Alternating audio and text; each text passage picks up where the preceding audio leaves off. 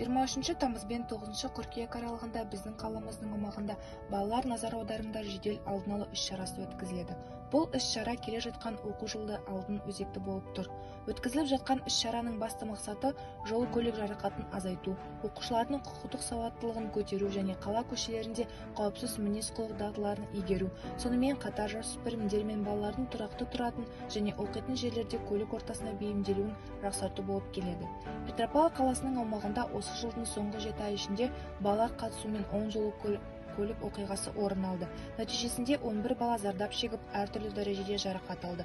Ол жол көліктік оқиға ішінде 4-еуі балалардың абайсыздықтарынан жасалынды. Соның ішінде 4 бала әртүрлі дәрежеде дене жарақатын алды. Көбінесе балалар жолды жүгіріп, немесе велосипед, самокатпен жолды тыйым салынған жерде кесіп өтеді.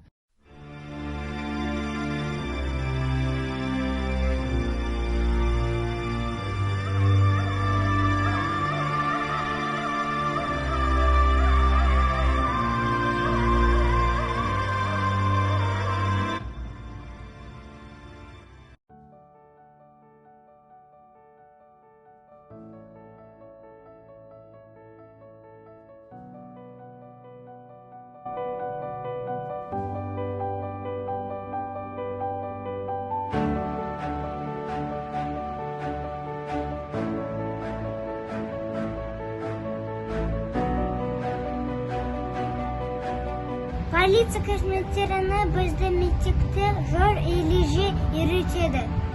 Жолды қалай дұрыс өту үйретеді.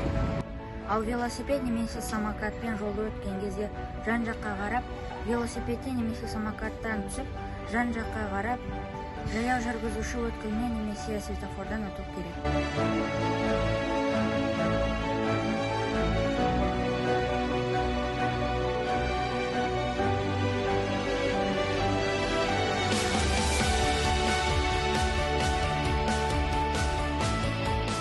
Құрметті ата-аналар, балаларыңыздың жолдағы қауіпсіздігіне ерекше назар аударыңыз.